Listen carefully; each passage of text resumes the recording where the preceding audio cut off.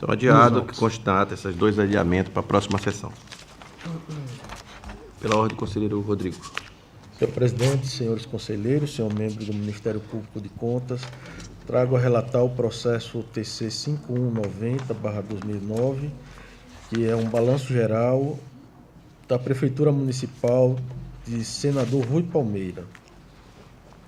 Trata-se de prestação de contas de governo do senhor Siloé de Oliveira Moura, na qualidade de gestor do município de Senador Rui Palmeira, durante o exercício financeiro de 2008, protocolado nesta Egrégia Corte de Contas, no dia 30 de abril de 2009, por meio do ofício número 077/2009.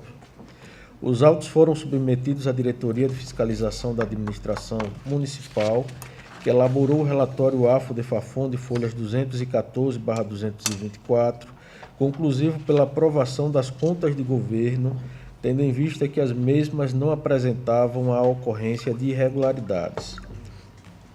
Os autos aportaram no gabinete do conselheiro substituto Alberto Pires,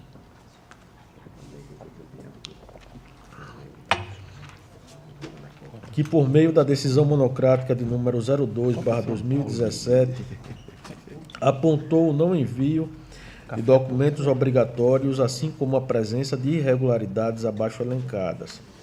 1. Ausência do plano plurianual, da Lei de Diretrizes Orçamentárias e da relação dos repasses do 10º do Poder Legislativo Municipal. 2. Existência na Lei Orçamentária Anual de dispositivos estranhos à previsão de receita e à fixação de despesa, máxime no que se refere à autorização de remanejamento de recursos. 3. Verificou-se também a realização de remanejamento, transposição e transferência orçamentárias sem prévia autorização legislativa. 4. Descumprimento do artigo 29-A, inciso 1 da Constituição Federal de 1988, em decorrência da extrapolação do limite máximo no valor do repasse do 10º do Poder Legislativo. Assim sendo, o eminente conselheiro substituto determinou a notificação do senhor Siloé de Oliveira Moura para apresentação de manifestação de defesa e dos documentos ausentes, em atenção aos preceitos constitucionais do devido processo legal. Em 2 de 2 de 2017, o gestor compareceu aos autos e requereu, por meio de ofício sem número, /2017, a prorrogação do prazo estipulado, tendo em vista a complexidade do tema. Assim, em 3 de 2/2017, por meio da decisão simples, o conselheiro substituto concedeu mais 15 dias para que aquele gestor atendesse à decisão inicial. Porém, o mesmo, até o presente momento, não veio aos autos para apresentar defesa nem para requerer a juntada da documentação faltante.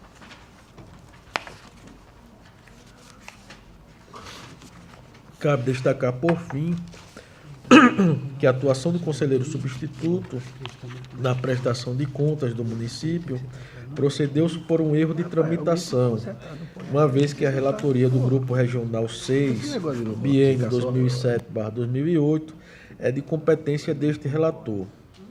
Assim, mesmo considerando o vício de tramitação, este conselheiro, no caso, haveria um impedimento por parte do conselheiro Alberto Pires para votar, né? Tem que tirar de pauta. Ele já deu o parecer. Não, ele não deu parecer, ele atuou como conselheiro também. Não há impedimento. Veja bem. Eu posso, por favor.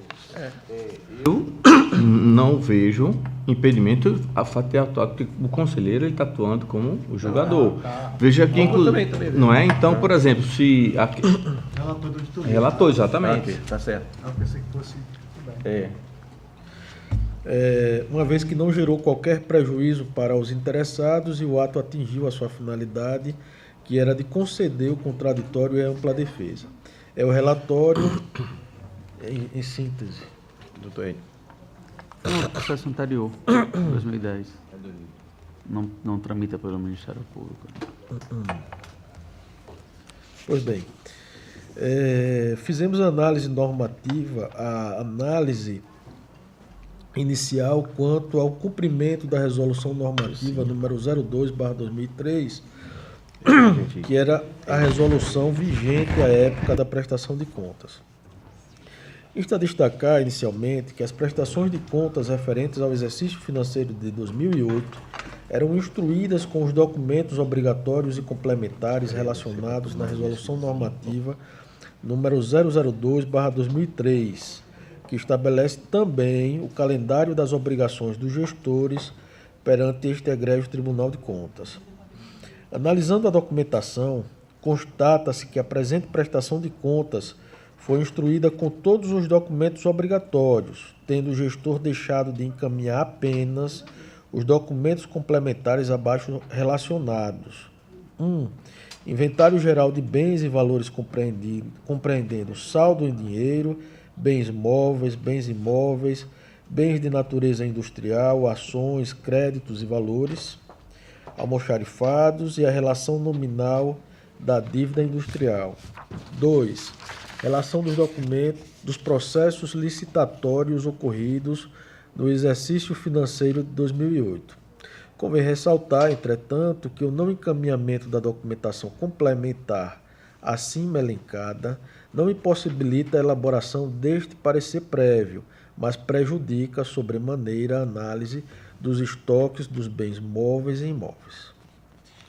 Quanto à análise dos instrumentos de planejamento e de programação, como se disse, o Plano Plurianual, a Lei de Diretrizes Orçamentárias e a Lei Orçamentária Anual são os principais instrumentos de planejamento e de programação da vida econômica e financeira da administração pública, cabendo aos prefeitos, no caso dos municípios, a iniciativa privativa dos respectivos processos legislativos. É importante esclarecer ainda que o não encaminhamento dos projetos de lei à Câmara Municipal se encontra tipificado no Decreto-Lei nº 201/67 como infração político-administrativa, podendo levar à cassação, inclusive, do mandato do prefeito. Pois bem, sabemos ainda que os tribunais de contas, através de seus normativos, estabelecem os prazos, os documentos e a forma como as contas de governo e de gestão devem ser prestadas anualmente. Fazendo um rápido histórico destes normativos, observamos que entre o ano de 2003 e 2012 vigorou a Resolução Normativa número 002/2003. Nos anos de 2013 e 2014, a Resolução Normativa número 005/2014 e desde então a Resolução Normativa número 001/2016. Verifica-se, ademais, que as contas em análise foram elaboradas sob a égide do primeiro normativo, que possuía como peculiaridade o envio das leis a este egrégio Tribunal de Contas apenas em obediência ao calendário de obrigações, ou seja, no prazo de 30 dias após a sua sanção ou promulgação, e desonerava os gestores de enviá-las novamente quando da instrução das contas.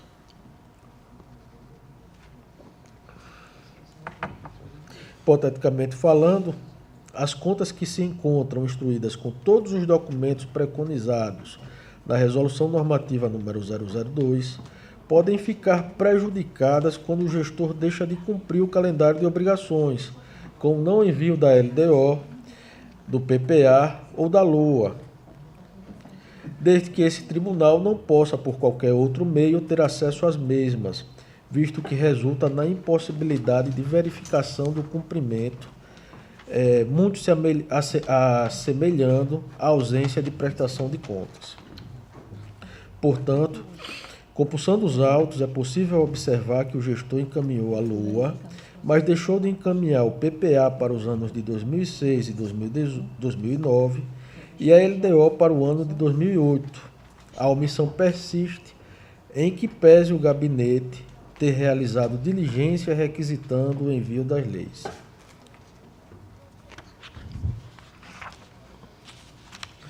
Desse modo, evoluindo o raciocínio anteriormente esposado nos autos do processo número 5201/2009, cujo julgamento foi suspenso pelo pedido de vista formulado pelo conselheiro Anselmo Roberto de Almeida Brito, passo a entender que a presença dos 3 diplomas legais acima referidos é fundamental para que se possa apreciar as contas na sua plenitude.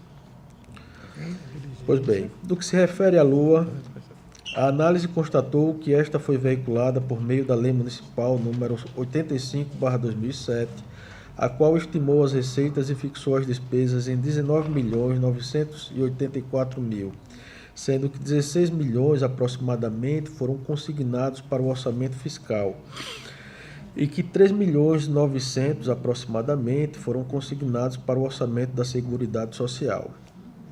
Enquanto as receitas correntes foram estimadas em 15.100.000 reais, as despesas correntes foram estimadas em 13.417.000 reais. As receitas de capital foram estimadas em 4.885.000 e as despesas de capital em 6.551.000. A referida lei também autorizou em seu artigo 5º a abertura de créditos suplementares em até 40% do orçamento previsto para o ano de 2008, assim como no artigo 6º, o remanejamento de uma estrutura programática para outra nos seguintes casos: a. Atender insuficiências de dotação de grupo de pessoal em encargos sociais; b. Atender ao pagamento de despesas decorrentes de precatórios judiciais, amortização e juros da dívida; e c. Atender insuficiência de outras despesas de custeio de capital consignadas em programas de trabalho relacionados à saúde, assistência, previdência e à manutenção e desenvolvimento do ensino. Quanto a este último aspecto, é importante salientar que tanto a Constituição Federal quanto a Constituição do Estado de Alagoas consagram, respectivamente, em seus artigos 165 e 176, abaixo transcritos, o princípio orçamentário da exclusividade, de modo que a LOA não poderá conter dispositivos estranhos à previsão de receita e de despesa, com exceção da autorização para abertura de créditos suplementares e contratação de operações de créditos, ainda que por antecipação de receita, motivo pelo qual a autorização de remanejamento se mostra contrária ao direito.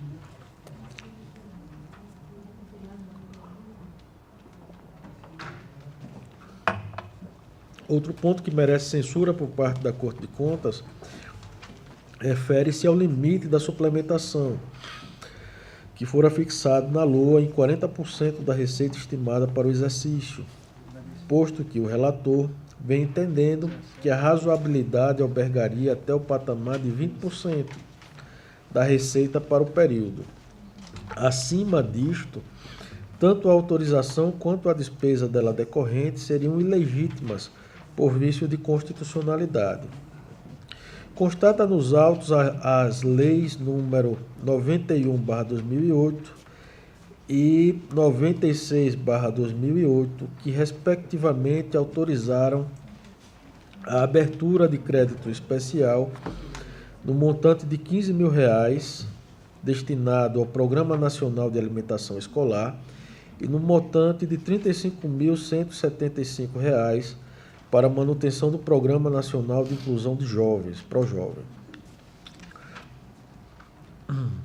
No que se refere à análise do balanço orçamentário, constatamos que durante o exercício financeiro de 2008, o município de Senador Rui Palmeira executou receitas e despesas, respectivamente, na ordem de R$13.500.000 e R$14.200.000, enquanto que a LOA havia previsto receitas e despesas no valor de R$19.985.000, o que demonstra um descompasso de aproximadamente 32% no primeiro caso e 29% no segundo. Considerando apenas as receitas e as despesas correntes, notamos que esta diferença foi de R$1.964.000 e de R$2.920.000, o que dá uma diferença de aproximadamente 13% e 18%. Como se sabe, o balanço orçamentário é estruturado de modo a evidenciar a integração entre o planejamento e a execução orçamentária, sendo que de senador Rui Palmeira nos permite constatar que a LOA para o exercício financeiro de 2008 não foi elaborada de acordo com o adequado planejamento, desconsiderando principalmente o que preconiza o caput do artigo 12 da Lei de Responsabilidade Fiscal quanto ao uso adequado de metodologia de cálculo. E aí eu peço vênia para não ler o dispositivo, o artigo 12 da LRF. O demonstrativo contábil aponta ainda ter ocorrido um resultado deficitário no valor de R$ 701.549.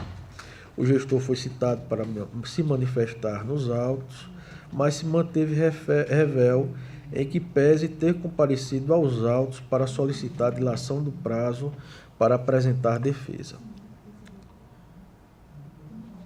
A análise apurou ainda que o município obteve receitas correntes no valor de R$ 13.135.000, o que foi suficiente para o custeio da máquina administrativa, visto que as despesas correntes executadas totalizaram R$ 13.074.000, resultando em um superávit corrente de R$ 60.758. O déficit orçamentário a que aludimos no item 28, por sua vez, foi provocado exclusivamente pelo descompasso constatado entre receita de capital e a despesa de capital executadas, uma vez que a primeira totalizou R$ 438.000 e a segunda R$ 1.169.000. Também quanto a este ponto, inexiste nos autos qualquer justificativa por parte do gestor. Aqui na rua, gente. Sabe-se que, do ponto de vista financeiro, o orçamento deve manter o equilíbrio entre os valores de receita e de despesa. Esta preposição encontra-se legitimada no artigo 4º, inciso 1, a linha A, da Lei Complementar número 101/2000, no qual estabelece que a LDO disporá sobre o equilíbrio entre receita e despesa. E aqui eu peço vênia mais uma vez para não ler os dispositivos transcritos. Pois bem, a ausência de defesa justificativa por parte do gestor impossibilita a análise de quais providências foram adotadas com vistas a se restabelecer o equilíbrio financeiro, já que também não foram apresentados quaisquer documentos demonstrando, por exemplo, a realização de limitação de empenho ou da movimentação financeira. No que se refere à alteração do orçamento, a análise verificou que houve abertura de créditos suplementares por meio de decretos do Poder Executivo no montante de R$ 3.701.000, valor que corresponde a cerca de 18,52% da receita estimada na LOA, dentro, portanto, do que preconizava o artigo 5º, que autorizava a abertura de créditos suplementares até o patamar de 40% do orçamento. Ocorre que este relator vem entendendo como não razoável a autorização, ainda que em lei orçamentária anual, para a suplementação acima do patamar de 20% do orçamento para o período, conforme já discorrido no item 20 deste parecer prévio.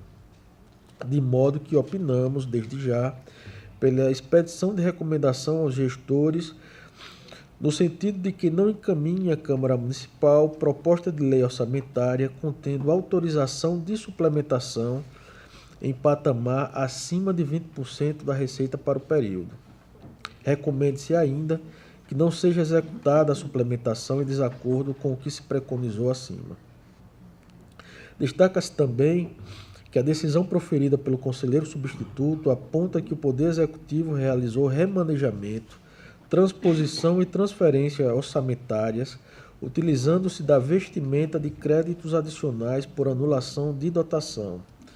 E aí eu cito Caldas Furtado como doutrina, rechaçando esse tipo de prática tão comum na administração pública municipal. Em que pese o município não ter cumprido o que determina a doutrina exposta, no sentido de realizar remanejamento, transposição e transferência orçamentária, utilizando-se da vestimenta de créditos adicionais para anulação de dotação, este egrégio Tribunal de Contas não vem se manifestando de forma veemente no sentido de fazer a distinção entre os institutos acima referenciados. No que se refere ao balanço financeiro, a análise constatou que as receitas orçamentárias foram de R$ 13.573.000 e as despesas orçamentárias de R$ 14.275.000. Constatou-se ainda que as receitas extra-orçamentárias foram de R$ 4.555.000 e as despesas extra-orçamentárias de R$ 3.314.000. Que os saldos de caixa do exercício de 2007 foram de R$ 405.000 e que se transferiram para o início do exercício de 2009 o valor de R$ 540.000. Ao analisar o demonstrativo de variação patrimonial, foi possível perceber que houve um déficit patrimonial de R$ 690.000, conforme anexo 15 da Lei 4.320. O demonstrativo da dívida fundada interna e externa, por sua vez, aponta que o endividamento do município saltou de R$ 1.174.000 para R$ 2.016.000, o que corresponde a um aumento de aproximadamente 71%. Ainda quanto à variação patrimonial, identificamos que a municipalidade adquiriu bens imóveis no montante de R$ 112.000 e bens móveis no valor de R$ 145.000, acrescendo o ativo permanente do município, que alcançou o estoque de R$ 955.000 e R$ 1.231.000, respectivamente. Conforme o exposto no item 9 deste parecer, o gestor não encaminhou os inventários dos bens móveis e imóveis. Ainda no balanço patrimonial, mas precisamente no que se refere ao ativo financeiro realizável, importante destacar que houve o registro contábil no montante de R$ 522.000 a título de devedores diversos, sendo que R$ 364.000 provenientes da União e R$ 32.629.000 provenientes do Estado, R$ 119.000 provenientes do salário família e R$ 5.877 provenientes de outro.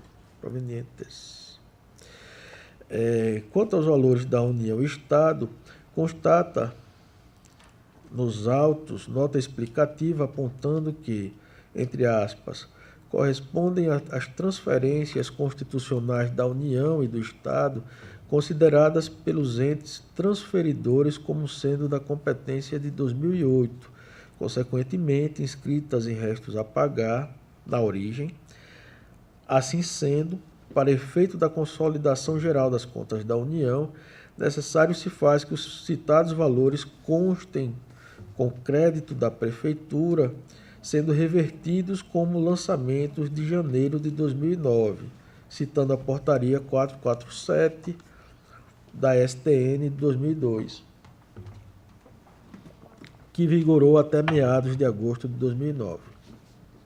Destaca-se também que os mesmos valores da União e do Estado, que foram escriturados no balanço patrimonial de 2008 como ativo realizável, também foram cancelados no exercício financeiro de 2009, conforme pode ser verificado no demonstrativo das variações patrimoniais do balanço geral, exercício financeiro de 2009. Quanto ao valor do salário família, a nota explicativa afirma que se refere ao salário maternidade. A dívida flutuante ao final de 2008 atingiu um montante de R$ 1 milhão, este representado por restos a pagar processados no montante de R$ 217.000 e por consignações de R$ 678.000. E aí eu passo a análise dos limites constitucionais da educação, Fundeb, saúde e do 10º e dívida fundada.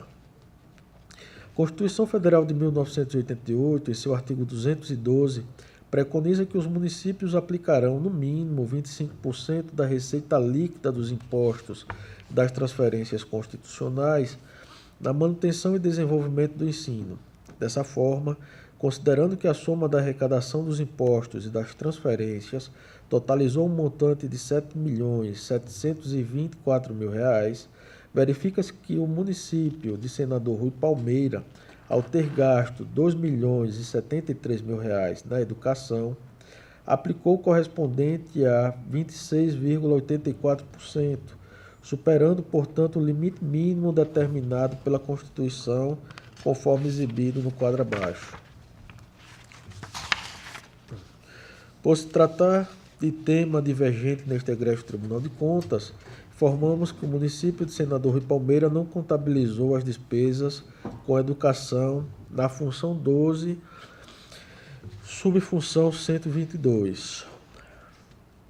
Com relação ao Fundeb, que está previsto no artigo 60 da ADCT e regulamentado pela Lei nº 11.494/2007 e pelo Decreto 6.253/2007, os municípios devem aplicar pelo menos 60% dos recursos anuais totais do fundo ao pagamento de remuneração dos profissionais do Magistério da Educação Básica em efetivo exercício na rede pública. Desse modo, da receita recebida a título de Fundeb, na importância de R$ 4.469.000, o município de Senador Rui Palmeira destinou o total de R$ 2.755.000, que representa o percentual de 60,30%, cumprindo assim o que dispõe a Constituição Federal e a Lei Federal 11.494/2007. No que se refere aos gastos com ações e serviços públicos de saúde, inciso 3, do artigo 77 da ADCT, prescreve que os municípios devem aplicar anualmente percentual mínimo de 15% da receita resultante da arrecadação de impostos e das transferências constitucionais em saúde, e que o parágrafo 3º do mesmo inciso determina que os recursos destinados às ações e serviços públicos de saúde e os transferidos pela União para a mesma finalidade serão aplicados por meio do Fundo de Saúde. Neste diapasão, considerando a receita base de R$ 7.724.000, o município aplicou R$ 1.486.000, que representa um percentual de 19,25% em saúde, portanto, cumprindo o que determina a Constituição, conforme apresentamos no quadro abaixo. Por se tratar de tema divergente neste egrégio Tribunal de Contas, informamos também que não houve a contabilização das despesas com saúde na função 10.12, subfunção 110.122. No tocante ao repasse do 12º da Câmara Municipal, a Constituição Federal de 1988 determinava à época que pelo menos 8% da receita tributária e das transferências constitucionais previstas efetivamente realizadas no exercício anterior deveriam ser repassados ao Poder Legislativo. Preconizava também que o repasse não poderia ser maior que este percentual, nem menor em relação à proporção fixada na lei orçamentária. O repasse do 12º à Câmara Municipal atendeu o limite estabelecido pelo parágrafo 2º do artigo 29-A da Constituição Federal de 1988, com base na receita efetivamente arrecadada no exercício financeiro anterior e extraída do Balanço Geral de 2007, relativas às receitas tributárias e às transferências preconizadas no artigo 153, parágrafo 5º, 158 e 159 da Constituição Federal. Após análise do Balanço Geral de 2007, assim como o balancete do mês de dezembro de 2008 da Câmara do Senador Rui Palmeira, constatou-se que o Poder Executivo repassou do 10º ao Legislativo no montante de R$ 549.000, valor este que foi igual ao estimado na LOA e abaixo, portanto, do limite de 8% estabelecido pelo artigo 29-A da Constituição Federal. Por fim, Quanto ao artigo 182 da Constituição do Estado de Alagoas, que fixa em 25% da receita orçamentária do exercício o limite máximo do montante da dívida consolidada, a análise constatou, a partir das informações contidas no balanço financeiro patrimonial, que o município apresentou dívida fundada no percentual de 14,86%, dentro, portanto, do que preconizava a lei. E, por fim, excelências, eu passo a análise dos limites legais, como despesa com pessoal, restos a pagar no final do mandato. Cabe ressaltar, no que se refere às despesas totais com pessoal dos poderes legislativo e executivo, o artigo 169 da Constituição da República estabelece que estas despesas não poderão exceder os limites estabelecidos em lei complementar. Este preceito constitucional de eficácia limitada veio a ser regulamentado pela Lei de Responsabilidade Fiscal, a qual define os percentuais máximos da despesa total com pessoal para a União, os Estados, Distrito Federal e municípios. Diante das informações constantes no balanço geral, verificamos que a despesa total com pessoal do Poder Legislativo foi no montante de R$ 235.513 e do Poder Executivo no montante de R$ 6.025.230, representando respectivamente os percentuais de 1,79% e 45,87% da receita corrente líquida, cumprindo, portanto, a exigência estabelecida no artigo 19 e no artigo 20, inciso 3, a linha A e a linha B, da Lei de Responsabilidade Fiscal. No que tange aos restos a pagar no final do mandato, a Lei de Responsabilidade veda que o gestor contraia nos últimos 2 quadrimestres de seu mandato despesa que não possa ser cumprida integralmente dentro dele, ou que tenha parcelas a serem pagas no exercício seguinte, sem que haja suficiente disponibilidade de caixa para este efeito. Com base também nas informações contidas nos autos, observa-se o cumprimento da regra estabelecida na Lei de Responsabilidade Fiscal, visto que no final do exercício de 2008, o município de Senador Rui Palmeira deixou um saldo financeiro no montante de R$ 540 mil, este suficiente para saldar os restos a pagar processados para o ano subsequente, que eram no valor de R$ 217 mil. Ante o exposto da análise levada a efeito nos autos do processo TC 5.190/2009, que trata das contas de governo do senhor Siloé de Oliveira Moura, gestor do município de Senador Rui Palmeira, no exercício financeiro de 2008, remetidas a este egrégio Tribunal de Contas para fins de emissão de parecer prévio, e considerando principalmente a desobediência parcial da Resolução Normativa número 002/2003,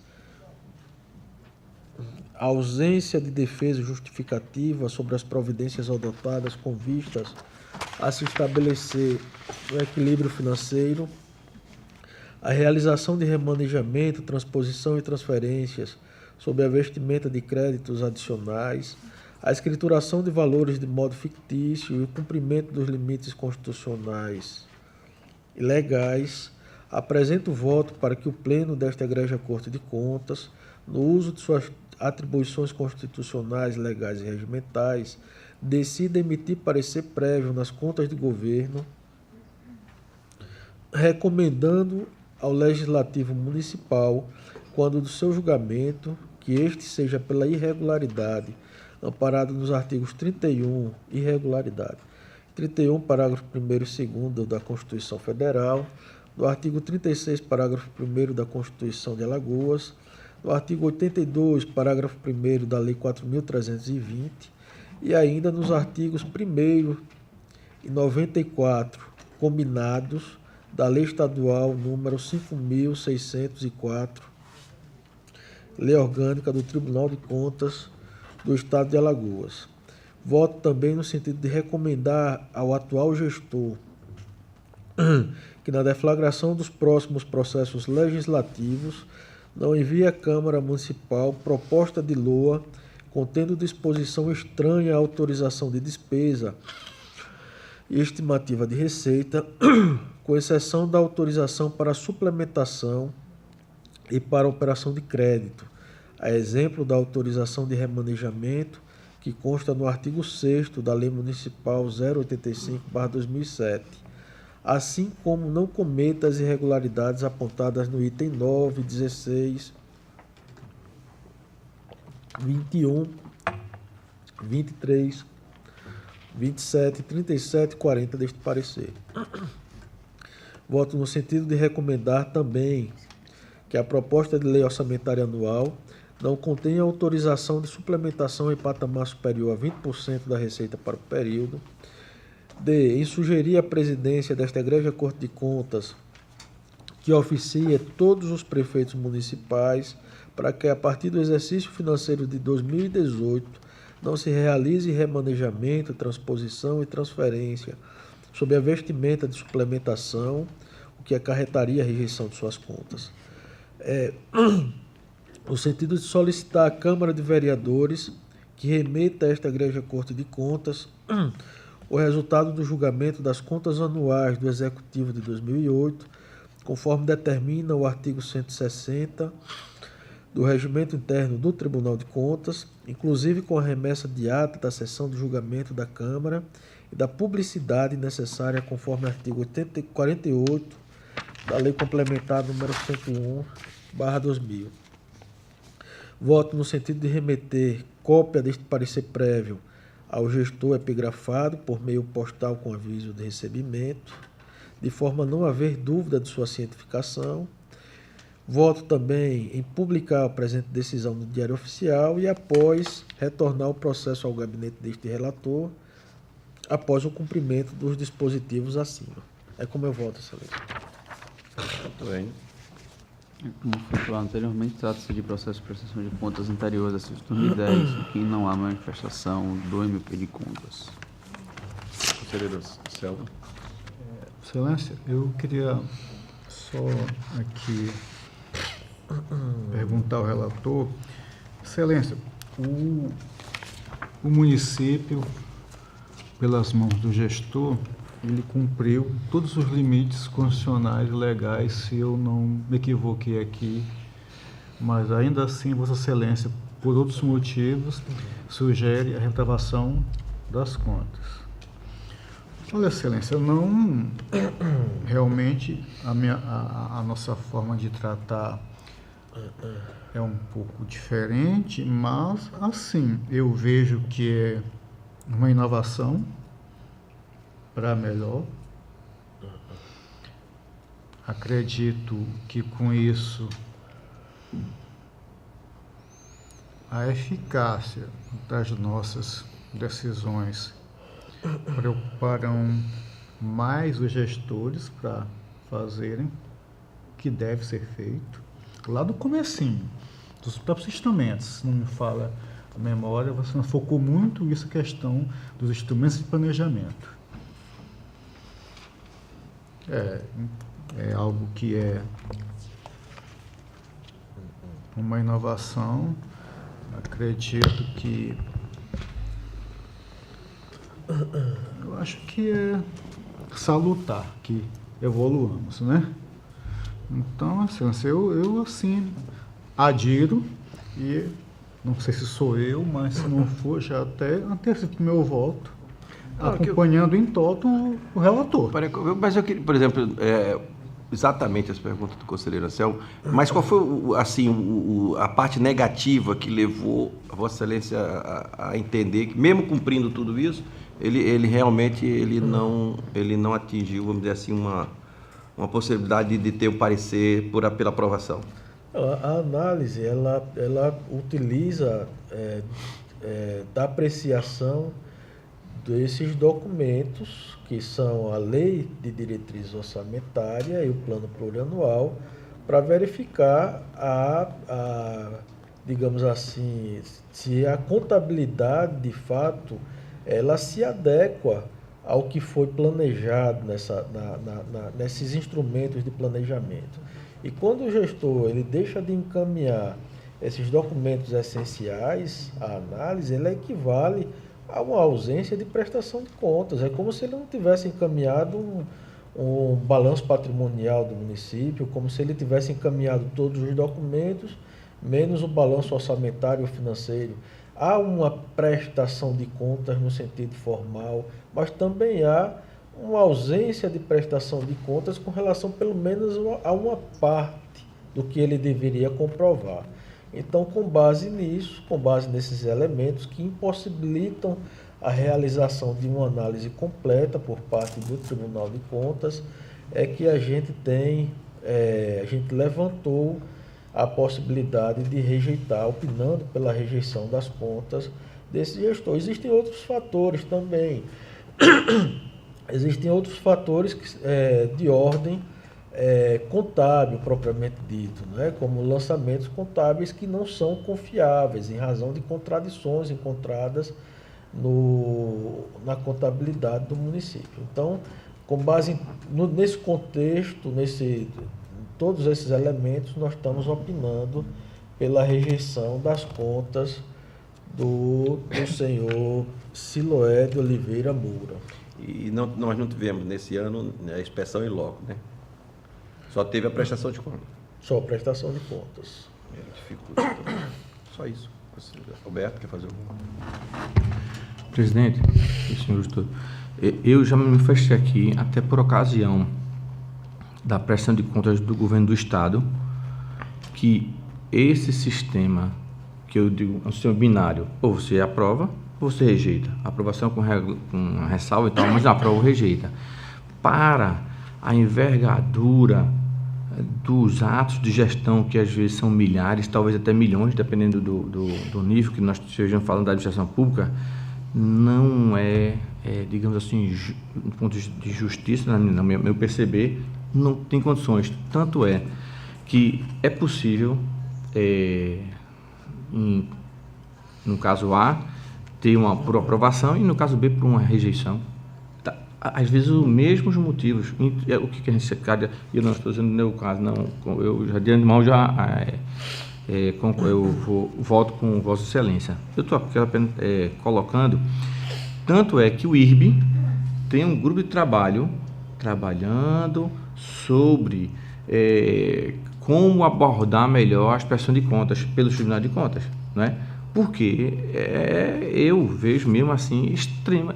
Se eu fosse gestor, é o momento que eu me sentiria inseguro, né? Porque não tem parâmetros. E ainda assim, se não me engano, é o Tribunal de Santa Catarina, que eu me lembre, tem alguma resolução que tem alguns parâmetros que diz, olha, não obedeceu esses parâmetros, é pela rejeição, né? Mas ainda assim tem que ser levado em conta outras coisas. Por exemplo, eu vou dar um exemplo concreto. Nós passamos aqui 2 anos, quase meio, de recessão no país. Uma coisa, se não me engano, os últimos 100 anos do país inédita, pelo menos as informações que eu tenho. Então, e com estabilidade política, não apenas recessão, enfim, recessão misturada com instabilidade política, uma em função da outra e uma alimenta a outra.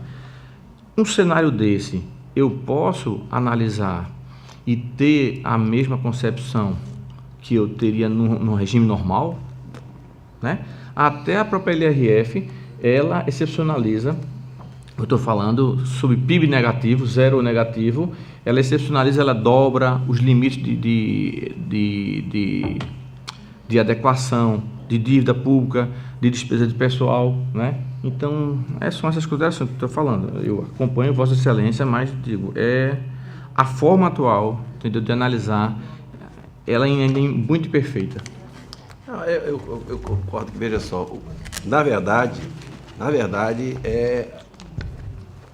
o julgamento tardio é que cria esse tipo de problema. Também. Se esse relato o Rodrigo estivesse fazendo em 2009, ela estava aprovada.